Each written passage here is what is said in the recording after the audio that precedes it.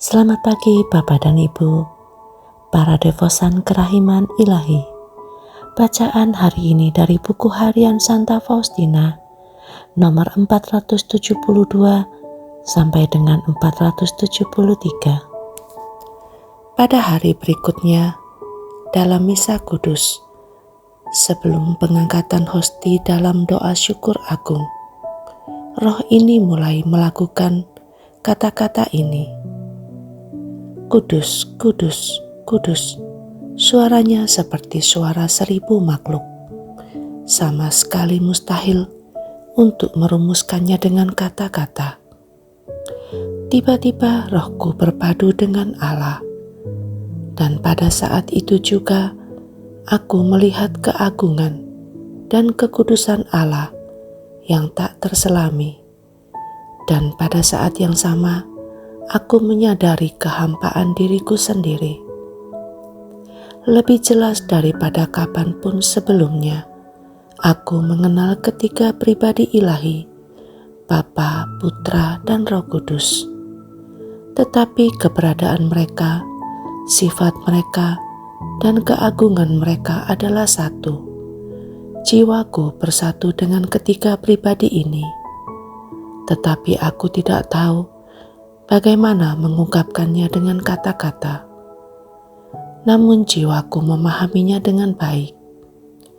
Barang siapa bersatu dengan satu dari ketiga pribadi ilahi, ia bersatu dengan seluruh Tritunggal Maha Kudus, karena keesaan ini tidak terpisahkan.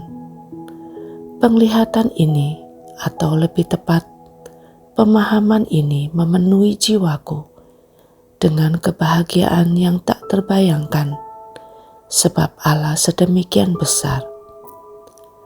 Apa yang kulukiskan tidak dapat kulihat dengan mata indrawi, seperti pada kesempatan-kesempatan sebelumnya. Tetapi murni secara batin, murni secara rohani, sama sekali bebas dari indera. Peristiwa ini berlangsung sampai akhir misa kudus. Peristiwa ini sekarang sering terjadi padaku, dan tidak hanya di kapel, tetapi juga di tempat kerja, dan kadang-kadang terjadi ketika aku tidak begitu mengharapkannya. Ketika Bapa pengakuanku pergi, aku mengaku dosa kepada Uskup Agung. Ketika aku mengungkapkan pengalaman jiwaku kepadanya, aku mendapat jawaban ini. Putriku, persenjatailah dirimu dengan kesabaran yang besar. Kalau hal-hal ini datang dari Allah, cepat atau lambat akan terlaksana. Maka tenangkanlah hatimu. Dalam masalah ini, aku memahami engkau sepenuhnya, putriku.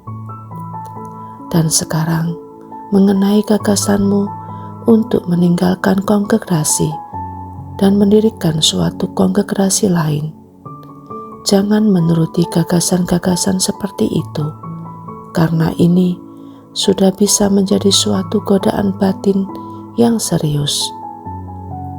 Sesudah pengakuan dosa ini, aku berkata kepada Tuhan Yesus, "Mengapa Engkau menyuruh aku melaksanakan hal-hal yang sedemikian, tetapi tidak membuka kemungkinan untuk melaksanakannya?" Kemudian sesudah komuni kudus, aku melihat Tuhan Yesus di kapel kecil, yang sama tempat aku pergi mengaku dosa. Ia menampakkan diri dengan cara yang sama sebagaimana dilukis dalam gambar kerahiman ilahi itu. Tuhan berkata kepadaku, "Jangan bersedih, aku akan membuat dia memahami hal-hal yang aku minta darimu." Ketika kami keluar, Uskup Agung tampak sangat sibuk. Tetapi ia menyuruh kami kembali dan menunggu sebentar.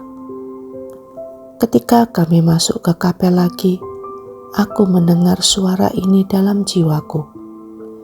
Beritahukan kepadanya apa yang telah engkau lihat di kapel ini?" Pada saat itu juga Uskup Agung masuk dan bertanya, apakah kami memiliki sesuatu untuk disampaikan kepadanya. Tetapi meskipun telah diperintahkan Tuhan untuk mengatakannya, aku tidak dapat mengatakannya, sebab ada suster lain bersamaku.